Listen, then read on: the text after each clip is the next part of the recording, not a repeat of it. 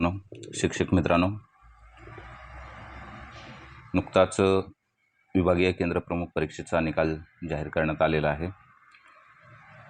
महाराष्ट्रातील अनेक शिक्षक मित्रांनी प्रचंड मेहनतीनं आणि मागील 3 वर्षाच्या संयमानंतर भरघोस असं यश मिळवलेलं आहे। त्या सर्व शिक्षकांचं सर्वप्रथम अभिनंदन। आणि त्यांचं अभिनंदन करण्याचं कारण असं की मी देखील त्यामध्ये समाविष्ट आहे। तुम्हाला यापूर्वी सांगितलेलंच आहे, मागच्या TETच्या परीक्षेमध्ये 150 पैकी 122 गुण घेऊन उत्तीर्ण झालेलो आहे। त्याचबरोबर काल झालेल्या केंद्रप्रमुख परीक्षेमध्ये 200 पैकी 164 गुण घेऊन राज्यात 41व्या क्रमांकानं आणि मी ज्या जिल्हा परिषदेमध्ये कार्यरत आहे त्या रायगड जिल्हा परिषदेमध्ये द्वितीय क्रमांकानं उत्तीर्ण झालेलो आहे। मागील 2 दिवसापासून सर्व शिक्षक मित्र, माझे विद्यार्थी, त्याचबरोबर माझे मार्गदर्शक यांनी फोन, संदेश, व्हॉट्सॲप संदेशाद्वारे, वैयक्तिक भेटीद्वारे ज्या शुभेच्छा दिल्या, जे अभिनंदन केलं, कौतुक केलं, त्याबद्दल मी त्या सर्वांचा ऋणी आहे। आणि शिष्यवृत्ती परीक्षेसंदर्भात आपलं या ठिकाणी जे सलगपणे मार्गदर्शन चालू आहे त्या मार्गदर्शनातील पुढील कडी म्हणजे मागच्या घटकामधील क्रियापद या घटकामधील जो काही भाग आपला थोडासा राहिलेला होता तो भाग आज आपण पूर्ण करणार आहोत। तर क्रियापद पाहत असताना आपण अनेक गोष्टी पाहिलेल्या आहेत। त्यामध्ये क्रियापद म्हणजे काय, वाक्यामध्ये त्याचं कार्य काय असतं, त्याचबरोबर सकर्मक क्रियापद कसं ओळखावं, अकर्मक क्रियापद कसं ओळखावं, क्रियापदाचे इतर जे प्रकार आहेत त्यामध्ये संयुक्त क्रियापद, त्याच्यानंतर धातू म्हणजे काय, उभयविध क्रियापद कसं असतं, अशा प्रकारे आपण क्रियापदांचे वेगवेगळे प्रकार बघितलेले आहेत। क्रियापद हा वाक्यामधला एक महत्त्वपूर्ण घटक आहे आणि त्यावरून व्याकरणाचा बराचसा भाग हा क्रियापदावर अवलंबून असतो। त्यामुळं हा घटक आपण अगदी विस्तृतपणे पाहत आहोत। तर आज आपल्याला पाहायचं आहे की क्रियापदावरून पडणारे वाक्याचे प्रकार म्हणजे क्रियापदावरून वाक्याचे कोणकोणते प्रकार पडतात ते आज आपल्याला आजच्या व्हिडिओमधून पाहायचं आहे। तर आज रविवार असल्यामुळं या ठिकाणी मी डायरेक्ट स्क्रीनवरच रेकॉर्ड करतोय, लाईव्ह व्हिडिओ काही असणार नाही। तर बघूया। पहिला प्रकार आहे स्वार्थी वाक्य, दुसरा आहे आज्ञार्थी वाक्य, तिसरा आहे विद्यार्थी वाक्य आणि चौथा प्रकार आहे तो म्हणजे संकेतार्थी वाक्य।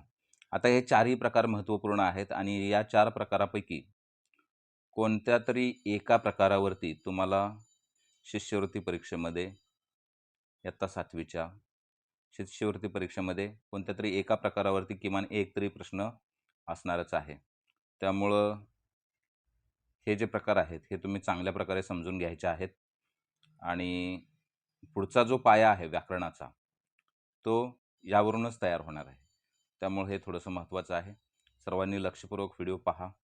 व्हिडिओ आवडला तर लाईक करा, त्याचबरोबर चॅनलला नवीन असाल तर निश्चितपणाने सबस्क्राईब करा।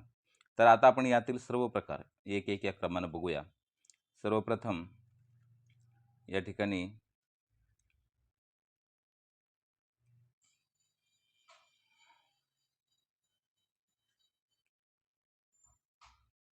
एकच मिनिट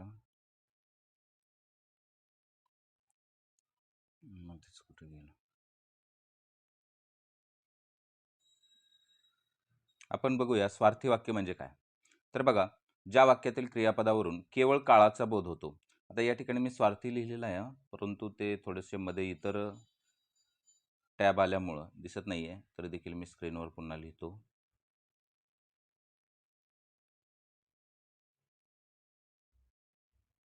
स्वार्थी वाक्य अशा प्रकारचा हा क्रियापदावरून पडणारा वाक्याचा पहिला प्रकार आहे स्वार्थी वाक्य।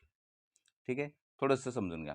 ज्या वाक्यातील क्रियापदावरून काळाचा बोध होतो, उदाहरणार्थ वर्तमान काळ, भूतकाळ किंवा भविष्यकाळ, त्याला स्वार्थी वाक्य म्हणतात। यात कोणताही उपदेश किंवा आज्ञा नसते। आता कोणताही उपदेश किंवा आज्ञा नसते कारण उपदेश असणारं वाक्य तो वाक्याचा प्रकार वेगळा आहे, त्याचबरोबर आज्ञा असणारा वाक्याचा प्रकार वेगळा आहे। या ठिकाणी आपल्याला सांगायचं इतकंच आहे की असं क्रियापद ज्या क्रियापदावरून फक्त काळाव्यतिरिक्त फारशी काही माहिती मिळत नाही, अशा वाक्याला स्वार्थी वाक्य म्हणायचं। म्हणजे बघा, उदाहरण दिलेलं आहे, मुले मैदानावर खेळतात. या वाक्यावरून आपल्याला काय कळतं? फक्त मुले मैदानावर खेळतात हे सामान्य वाक्य आहे. यामध्ये फक्त आपल्याला काळ कळतो, की मुले मैदानावर खेळतात हा वर्तमान काळ आहे. याच्या व्यतिरिक्त या क्रियापदावरून आपल्याला इतर कोणतीही माहिती मिळत नाही. आत्ता खेळत आहेत, की काल खेळत होती किंवा काय इतर इतर कोणत्याही गोष्टी आपल्या लक्षात येत नाहीत. बाकीचे 3 प्रकार समजल्यानंतर हा वाक्यातला सर्वात सोपा प्रकार आहे. बाकीच्या 3 प्रकारात जर वाक्य बसलं नाही, तर ते स्वार्थी या प्रकारात बसतं. म्हणजे आपण सर्व प्रकार समजून घेऊन या प्रश्नाचं उत्तर द्यायचं आहे. हे या ठिकाणी महत्त्वाचं आहे. बघा, पुढचं वाक्य काय आहे? त्याने काल पत्र लिहिले. यावरून आपल्याला सामान्य बोध होतो, की त्याने काल पत्र लिहिले आहे. उद्या पाऊस पडेल. त्याने काल पत्र लिहिले हे वाक्य आता भूतकाळातलं आहे. म्हणजे लिहिले या क्रियापदावरून आपल्याला फक्त काळाचा बोध होतोय. त्यानंतर उद्या पाऊस पडेल. हे भविष्यकाळी वाक्य आहे. उद्या पाऊस पडणार आहे बाबा. या व्यतिरिक्त या वाक्यामध्ये फारशी काही माहिती दिलेली नाही. म्हणजे क्रियापदाचा हा प्रकार कसा आहे? स्वार्थी वाक्याचा आहे. सूर्य पूर्वेला उगवतो. रोजच उगवतो तो. त्या पद्धतीनं सूर्य पूर्वेलाच उगवतोय. म्हणजे या ठिकाणी काय झालेलं आहे? क्रियेची रीत सांगितलेली आहे. आणि हे काय आहे? रीती वर्तमान काळातलं वाक्य आहे. सूर्य पूर्वेला उगवतो. हे नेहमीच उगवतोय. मी रोज सकाळी व्यायाम करतो. हे देखील रीती वर्तमान काळातलं वाक्य आहे. आणि व्यायाम करतो म्हणजे करतो हे क्रियापद आहे. या क्रियापदावरून आपल्याला वाक्याचा काळ कळतोय. आलं लक्षामध्ये? आता हे एक्झॅक्टली आपल्याला बाबा नेमकी ह्या स्वार्थी क्रियापदाची व्याख्या एक्झॅक्टली करता येत नाही. किंवा तसं करणं म्हणजे थोडंसं कन्फ्युजन निर्माण करण्यासारखं होते. त्यामुळं काय करायचं? पुढचे जे वाक्याचे 3 प्रकार आहेत, त्या प्रकारामध्ये क्रियापदाचं एक निश्चित स्वरूप असते. त्या स्वरूपात जर ते क्रियापद बसत नसेल, तर ते स्वार्थी क्रियापद आहे, हे आपण गृहीत धरायचं आणि त्या प्रश्नाचं उत्तर स्वार्थी वाक्य असं लिहायचं. आलं लक्षात? मग आपण काय करूया? पुढचे प्रकार बघून घेऊया. ते जर आपल्याला समजले, तर आपल्याला सहजपणे काय होईल? स्वार्थी वाक्य कोणतं आहे, ते आपल्याला ओळखता येईल. तर बघा, पुढचा जो प्रकार आहे, तो आहे आज्ञार्थी वाक्याचा. पुढचा प्रकार आज्ञार्थी वाक्याचा आहे. तर काय म्हटलेलं आहे पहा. आज्ञार्थी वाक्य म्हणजे काय? म्हणजे ज्या वाक्यातील क्रियापदाच्या रूपावरून आज्ञा, विनंती, उपदेश, प्रार्थना किंवा आशीर्वाद. तर या ठिकाणी तुम्हाला दिसण्यासाठी मी स्क्रीन रोटेट केली होती. आता परत मी ते पूर्वीसारखी करतो म्हणजे तुम्हाला सर्व वाक्य काय होतील? पूर्णपणे दिसतील. ज्या वाक्यातील क्रियापदाच्या रूपावरून आज्ञा, विनंती, उपदेश, प्रार्थना किंवा आशीर्वाद यांचा बोध होतो, त्याला आज्ञार्थी वाक्य म्हणायचं. आता हे शब्द महत्त्वाचे आहेत बरं का. कोणकोणत्या गोष्टींचा बोध होतो? तर क्रियापदाच्या रूपावरून आपल्याला आज्ञा, ज्याला आपण इंग्रजीमध्ये ऑर्डर म्हणतो, त्या वाक्यामध्ये ऑर्डर असेल किंवा विनंती म्हणजे रिक्वेस्ट असेल किंवा उपदेश असेल म्हणजे ॲडवाईस असेल किंवा प्रार्थना म्हणजे प्रे, आशीर्वाद म्हणजे ब्लेसिंग्स. अशा प्रकारचे हे 5 शब्द महत्त्वाचे लक्षात ठेवायचे. आज्ञा, विनंती, उपदेश, प्रार्थना किंवा आशीर्वाद यांचा बोध होतो, त्याला आपण आज्ञार्थी वाक्य म्हणतो. उदाहरणार्थ, मुलांनी शांत बसा. वर्गात तुमच्या शिक्षक तुम्हाला सांगत असतील, की मुलांनो गोंधळ करू नका, मुलांनो शांत बसा, मुलांनो शिस्तीत राहा, मुलांनो रांगेत चाला, मुलांना दररोज अभ्यास करा. अशा प्रकारचे जे वाक्य आहेत, ते काय असतात? ते शिक्षकांची आज्ञा असतात. मला तुझे पुस्तक दे, मला तुझी वही दे, माझा पेन मला परत दे. हे जे वाक्य आहेत, ते काय आहेत? आज्ञा करणारी, दुसऱ्याला काहीतरी सांगणारी, काहीतरी काम करायला प्रवृत्त करणारी वाक्य आहेत. म्हणून त्यांना आज्ञार्थी वाक्य म्हणायचं. मग ही आज्ञार्थी वाक्य जे आहेत, म्हणजे ह्या आज्ञार्थी वाक्यामधील जी क्रियापदाची रूपं आहेत, ती आज्ञार्थी क्रियापद आहे. नेहमी खरे बोला. हा काय आहे? उपदेश आहे, उपदेश. नेहमी खरे बोलण्याचा आपण काय करतो? उपदेश. संतांनी जसं सर्वांना उपदेश केला, की बाबा सर्वांशी प्रेमाने वागा, प्राणीमात्रावर दया करा. हा जो काय आहे तो उपदेश आहे, तो आज्ञा नाही. उपदेश आहे. मग अशा प्रकारची उपदेशपर असलेली वाक्य देखील काय आहेत? आज्ञार्थी प्रकारची आहेत. देवा सर्वांना सुखी ठेव. ही काय आहे? देवाकडे आपण केलेली प्रार्थना आहे. आलं लक्षात? त्यामुळं हे देखील काय आहे? आज्ञार्थी क्रियापद आहे. मी आता घरी जाऊ, ही परवानगी आहे. घरी जाण्यासाठी परवानगी मागितलेली आहे आणि ती परवानगी देखील काय होते? आज्ञार्थी प्रकाराच्या वाक्यामध्ये मोडते. आलं लक्षामध्ये? ह्या प्रकारच्या उदाहरणं नीटपणे वाचा. ती चांगल्या पद्धतीनं लक्षात घ्या आणि हे जे शब्द आहेत आज्ञा, विनंती, उपदेश, प्रार्थना, आशीर्वाद ह्या प्रकारामध्ये जी कोणती क्रियापदं बसतात ती सगळी क्रियापदं काय होतात? आज्ञार्थी क्रियापदं या प्रकारामध्ये मोडतात. ठीक आहे. पुढचा प्रकार बघूया आपण. पहिला होता स्वार्थी, दुसरा होता आज्ञार्थी. तर आज्ञार्थी जर त्या वाक्यामध्ये आज्ञा नसेल तर होऊ शकतं ते क्रियापद कसं असेल? स्वार्थी असेल. आलं लक्षामध्ये? त्याच्यानंतर पुढचा क्रियापदाचा प्रकार आहे तो म्हणजे विद्यार्थी क्रियापद. विद्यार्थी क्रियापद म्हणजे काय? ज्या क्रियापदातून कर्तव्य, शक्यता, योग्यता, इच्छा या गोष्टींचा बोध होतो. या गोष्टींचा बोध होतो त्यांना आपण काय म्हणायचं? विद्यार्थी क्रियापद. मग बघा आता, या गोष्टींचा कर्तव्य, शक्यता, योग्यता किंवा इच्छा, मगाशी ज्या पद्धतीने आपण 5 शब्द लक्षात ठेवलेले होते, आज्ञा, विनंती, उपदेश, अशा प्रकारचे जे 5 शब्द लक्षात ठेवलेले होते त्यांना आपण आज्ञार्थी क्रियापद असं म्हटलेलं आहे. त्याच पद्धतीनं विद्यार्थी क्रियापदामध्ये कर्तव्य, शक्यता, योग्यता, इच्छा ह्या 4 ह्या 4 प्रकारची जी क्रियापद असतील ती असतील विद्यार्थी क्रियापद. मग बघा, ह्यामधली जी उदाहरणं आहेत, मुलांनी वडीलधाऱ्यांचा मान राखावा. हे काय आहे? तर हे मुलांचं कर्तव्य आहे. वडीलधाऱ्या माणसांचा मान राखणं किंवा आई-वडिलांची आज्ञा पाळणं, गुरुजनांचा मान ठेवणं, हे काय आहे? माणसाचं कर्तव्य आहे. मग ते कर्तव्य काय दाखवतं? तर विद्यार्थी क्रियापद दाखवतं. हे काम फक्त त्यानेच करावे. हे काम फक्त त्यानेच करावे म्हणजे काय?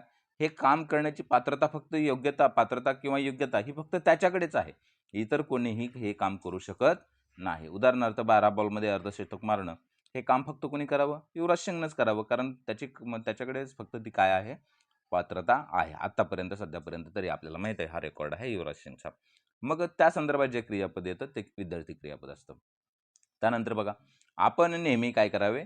वेळेवर पोहोचावे. आपण नेहमी वेळेवर पोहोचावे. आता वेळेवर पोहोचावे हे जे आहे ते आपलं कर्तव्य आहे. कारण दिलेल्या वेळेमध्ये त्या ठिकाणी उपस्थित असणं, राहणं हे काय असतं? आपलं कर्तव्य असतं. विद्यार्थ्यांचं कर्तव्य शाळेत वेळेत येणं, त्यानंतर एखाद्या मीटिंगला वेळेत जाणं हे त्या बॉसचं किंवा त्या कर्मचाऱ्यांचं कर्तव्य असतं. म्हणून मग कर्तव्य दर्शवणारी जी क्रियापदं आहेत ती विद्यार्थी क्रियापद असतात. माझा परीक्षेमध्ये पहिला नंबर यावा, ही काय आहे? आपली इच्छा आहे. या परीक्षेमध्ये मी पास व्हावं किंवा या परीक्षेमध्ये माझा पहिला नंबर यावा किंवा मी एखादा अधिकारी व्हावं, मी एखादा पुढारी व्हावं, नेता व्हावं, अशा प्रकारच्या इच्छा आपण ज्यावेळी व्यक्त करतो त्यावेळी त्या क्रियापदाचा प्रकार असतो विद्यार्थी क्रियापद. आलं लक्षामध्ये? कर्तव्य, शक्यता, योग्यता किंवा इच्छा ह्या गोष्टी दाखवणारी जी क्रियापद असतील ते आहेत विद्यार्थी क्रियापद. म्हणजे आपल्याला स्वार्थी क्रियापदामध्ये, विद्यार्थी क्रियापदामध्ये आणि आज्ञार्थी क्रियापदामध्ये या गोष्टीमध्ये आपल्याला आता सहजासहजी फरक करणं शक्य होईल. आलं लक्षामध्ये? कारण स्वार्थी क्रियापदामध्ये फक्त काळाचा बोध होतो. त्यामध्ये कोणतीही आज्ञा नसते, कोणतीही विनंती नसते, कोणता उपदेश नसतो. कर्तव्य, शक्यता, योग्यता अशा प्रकारच्या इच्छा वगैरे यामधली कोणतीही गोष्ट स्वार्थी क्रियापदामध्ये दाखवता येत नाही किंवा दाखवली जात नाही. आणि त्यामुळे स्वार्थी क्रियापदाची आपल्याला जशी विद्यार्थी क्रियापदाची आपण व्याख्या करतो किंवा आज्ञार्थी क्रियापदाची व्याख्या करतो त्या प्रकारची स्वार्थी क्रियापदाची व्याख्या आपल्याला करता येत नाही. ह्या सगळ्या प्रकारामध्ये न असणारं वाक्य हे काय असणार आहे? स्वार्थी क्रियापद असणार आहे आणि ते आपल्याला सहजासहजी ओळखता येईल. ठीक आहे. पुढच्या प्रकाराकडे जाऊया. पुढचा जो क्रियापदाचा प्रकार आहे तो आहे संकेतार्थी क्रियापद. संकेतार्थी क्रियापद म्हणजे असे वाक्य ज्यामध्ये एक अट असते, एक कंडिशन असते आणि अशा वाक्यात जर तर या शब्दांचा वापर करून एक क्रिया दुसऱ्या क्रियेवर अवलंबून आहे असे दर्शवले जाते. बघा, उदाहरण बघा, व्याख्या थोडीशी लांब आहे, परंतु या वाक्यावरून तुमच्या लक्षात आलं असेल या वाक्यामध्ये काय आहे? जर तर अशा प्रकारच्या शब्दांचा उपयोग केलेला असतो आणि एक क्रिया म्हणजे एक क्रियापद काय असतं? दुसऱ्या क्रियापदावर अवलंबून आहे असं दाखवलेलं असतं. जर पाऊस पडला तर शेती चांगली होईल. म्हणजे या ठिकाणी पाऊस पडण्याच्या क्रियेवर शेती चांगली होण्याची क्रिया काय आहे? अवलंबून आहे. म्हणजे संकेत काय आहे? तर पाऊस पडला तरच शेती चांगली पिकेल, अन्यथा शेती चांगली पिकणार नाही. म्हणून मग काय आहे यामध्ये? पडला हे काय आहे? पडला, होईल ही जी आहेत ती संकेतार्थी क्रियापद किंवा संकेतार्थी वाक्य म्हणून या ठिकाणी आलेली आहेत. आलं लक्षात?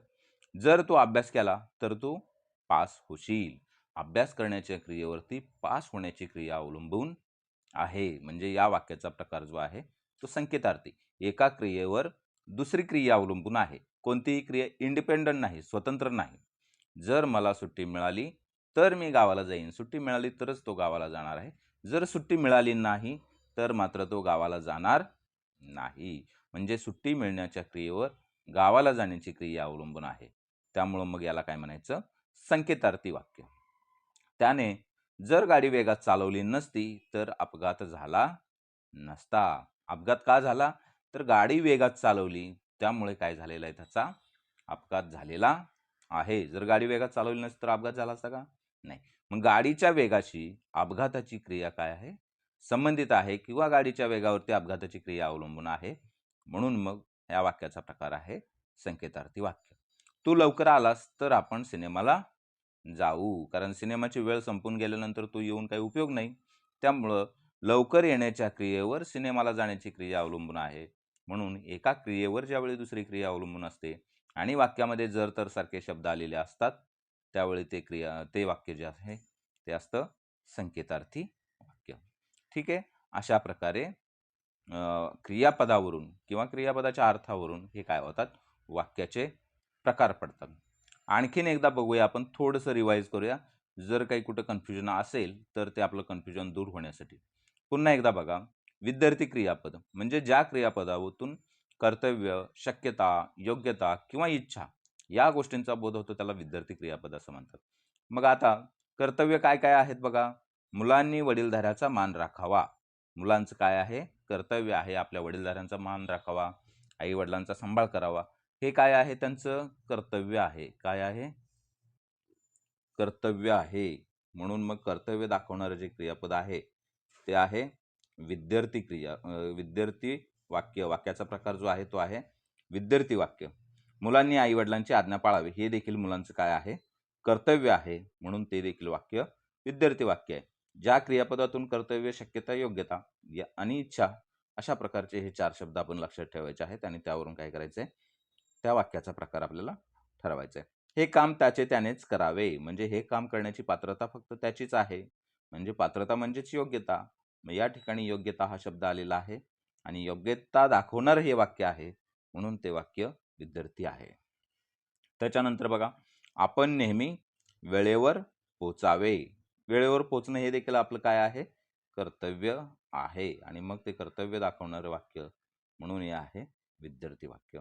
माझा परीक्षेत पहिला नंबर यावा ही आपली आहे इच्छा. ही काय आहे आपली? इच्छा आहे आणि ती इच्छा पूर्ण करण्यासाठी आपण प्रयत्न करत असतो. म्हणून मग या वाक्याचा प्रकार जो आहे ते आहे विद्यार्थी वाक्य. या ठिकाणी विद्यार्थी क्रियापद लिहिले तर क्रियापदाचा प्रकार विद्यार्थी नाही, तर वाक्याचा प्रकार विद्यार्थी वाक्य आहे. एवढं या ठिकाणी लक्षात घ्या, दुरुस्त करून घ्या. आलं लक्षात? अशा प्रकारे हे विद्यार्थी वाक्य. त्यानंतर बघा आज्ञार्थी एकदा बघूया. आज्ञार्थी वाक्य बघा काय सांगितलेलं आहे? म्हणजे त्या वाक्यातून ज्या वाक्यातील क्रियापदाच्या रूपावरून विनंती, उपदेश, प्रार्थना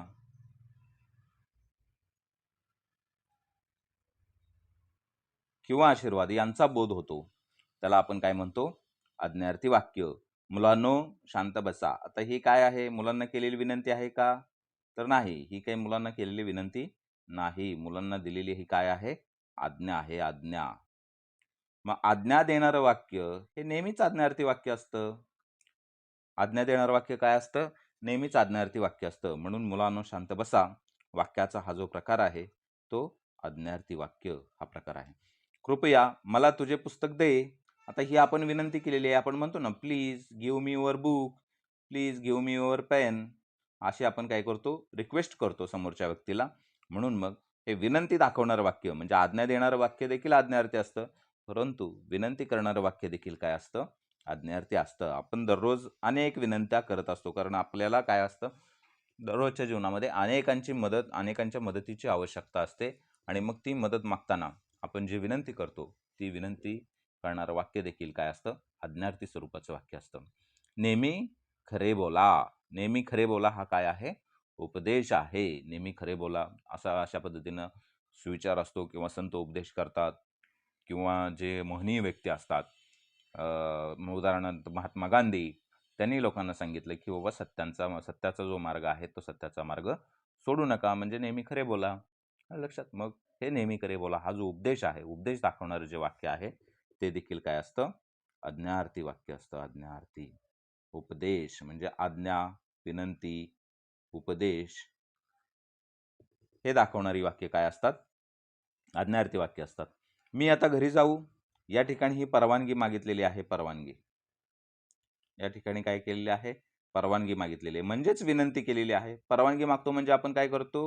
विनंती करतो, आणि म्हणून मग विनंती करणारं वाक्य काय असतं? आज्ञार्थी वाक्य असतं. आलं लक्षामध्ये? चला, मग पुढचा जो आपला आणखीन एक प्रकार राहिलेला आहे, तो देखील आपण या ठिकाणी काय करूया? रिवाइज करून घेऊया. म्हणजे काय होईल? आपला हा जो घटक आहे, तो हा घटक काय होईल? पूर्णपणे चांगल्या पद्धतीने या घटकाची आपली काय होईल? तयारी होऊन जाईल. पहिला प्रकार आता स्वार्थी वाक्य. आता यामध्ये काही आज्ञा, विनंती, उपदेश, इच्छा अशा प्रकारचं कोणतंही आलेलं नाही आहे. स्वार्थी वाक्यामध्ये ह्या सगळ्या गोष्टी येत नाहीत. त्यांचे प्रकार वेगळे आहेत. जर तर संकेतार्थी वाक्यामध्ये येतात. त्यामुळे ही संकेतार्थी वाक्य देखील नाही आहेत. यात कोणताही उपदेश, आज्ञा, सल्ला, विनंती अशा प्रकारचा कोणताही भाग येत नाही. त्यातून फक्त काय होतं आपल्याला? वर्तमान काळ, भूतकाळ किंवा भविष्यकाळ अशा प्रकारच्या काळाचा बोध होतो. म्हणजे काळाचीच फक्त माहिती मिळते. म्हणून त्या वाक्यांना आपण काय म्हणतो? स्वार्थी वाक्य असं म्हणतो. मग याची उदाहरणं आपण मगाशी बघितली, की बाबा मुले मैदानावर खेळतात. म्हणजे मुलांची मैदानावर खेळण्याची जी कृती आहे, ती या ठिकाणी वर्तमान काळात घडत आहे. म्हणून मुले मैदानावर खेळतात हे वर्तमानकालीन वाक्य आहे, आणि त्या क्रियापदावरून किंवा त्या वाक्यावरून फक्त आपल्याला या काळाचाच बोध होतोय. त्यामुळं ते वाक्य आहे स्वार्थी वाक्य.